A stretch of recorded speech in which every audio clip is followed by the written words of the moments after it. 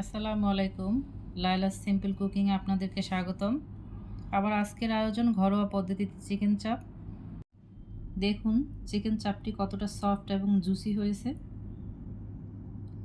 সেটাই আমি আপনাদের সাথে আজকে শেয়ার করব।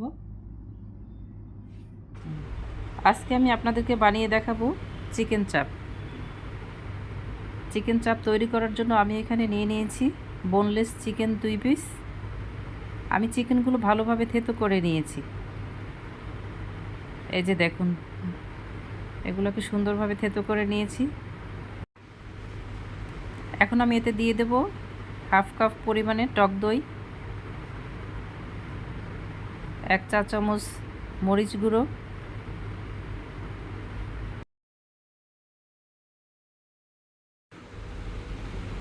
1 চা চামচ ধনিয়া গুঁড়ো দিয়ে দিব আমি এখানে, জয়ফল গুঁড়ো দিয়ে দিব অল্প পরিমাণে দিয়ে দিব আমি এখানে গোলমরিচের গুঁড়ো, 1 চা চামচ রসুন বাটা,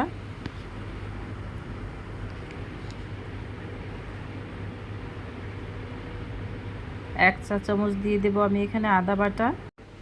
এখন আমি দিয়ে দেব হাফ চা চামচ সরিষা গুঁড়ো, হাফ চা চামচ মাংসের মশলা,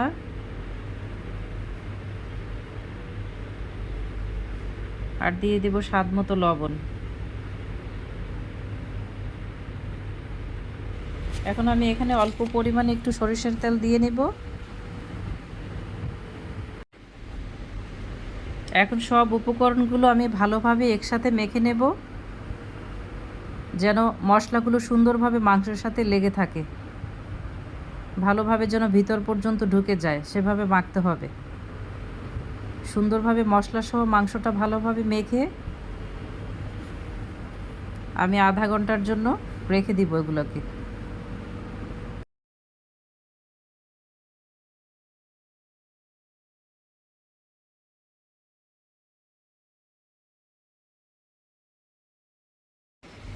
দেখুন আমার মাংসগুলো ভালোভাবে মাখানো হয়ে গিয়েছে, এই যে কত সুন্দর দেখতে পাচ্ছেন। এখন আমি এটাকে আধা ঘন্টার জন্য রেস্টে রেখে দিব একটা র্যাপিং পেপার দিয়ে আটকে নিব আমি এটাকে।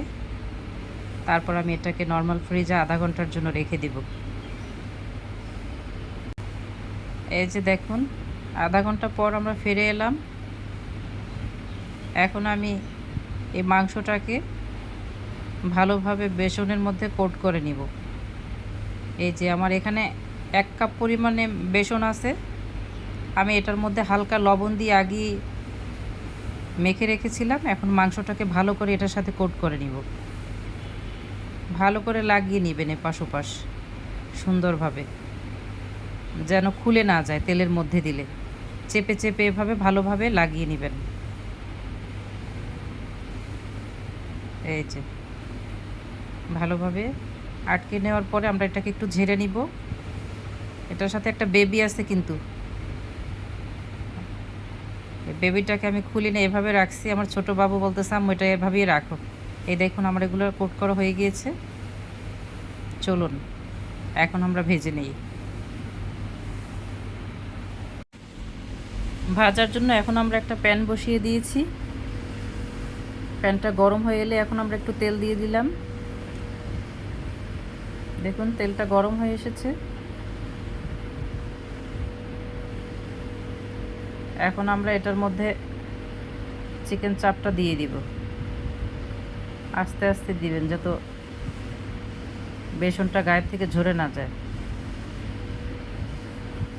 ধীরে ধীরে আমরা এটাকে ভাজতে থাকবো যতক্ষণ না ব্রাউন কালার হয়। আস্তে আস্তে এটাকে ভাজতে থাকবো।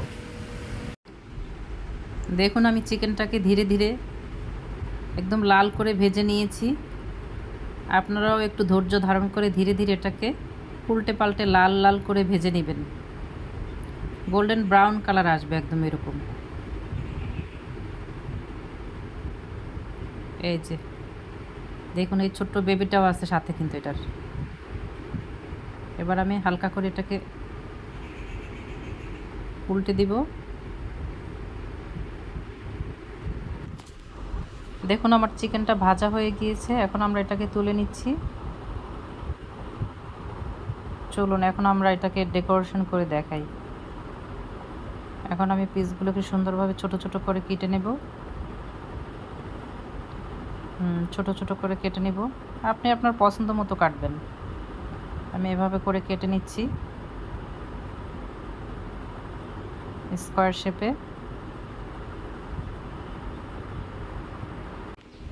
রেডি হয়ে গেল আমার চিকেন চাপ।